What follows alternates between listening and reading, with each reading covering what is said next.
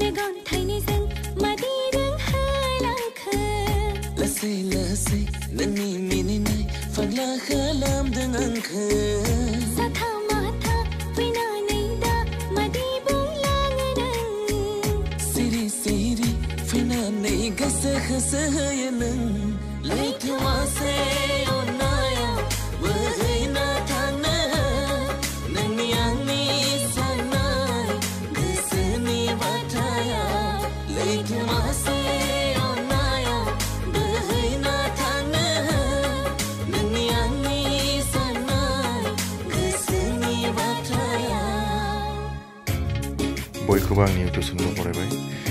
नोंथांमोना नायदो बे जाबाय जोंनि कार्बि आंलं जिल्लानि सिङाव थानाय हावराघाट ओनसोलनि जालायगुदि गामिनि दैबाना जानायनि भिडिअ नोंनिफ्राय नोंथांमोना साननो हागौ कार्बि आंलं जिल्लायाव मा दैबाना जायो बेबायदि नङा ओमफ्राय गोबां जायगा दं जेराव प्लेन्स जेराव हाजो हाला खाथियाव गैया बेबायदि ओनसोल गोबां दं कार्बि आंलं थिग जोंनि बे ओनसोलावबो गोबां दैबाना जायो बे दैबानाया जास्ट माने जाजेननायसो बेनिफ्राय गोबां गिदिर बेनिफ्राय देरसिन जाब्लाबो आरो गोबां जोंनि बे ओनसोलनि रायजो राजाफोरा सुबुंफ्रा खस्थ' भुगिनांगौ गोबां जेरै फरायसालियाव थांनाय हाथायाव थांनाय थिग बेबायदिनो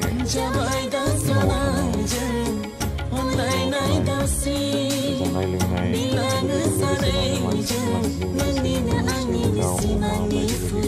दिगावनो माने भुगिनांगौ जायो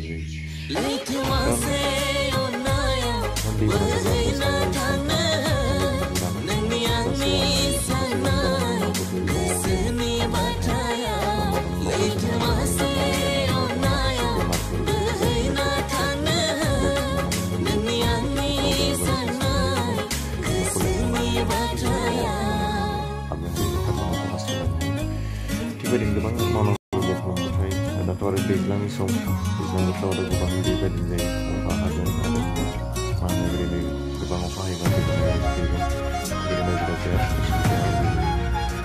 जों बेबायदिनो सोलिगासिनो बेबायदिनो सोलिबाय बोसोरै देग्लायबो जाजेनबाय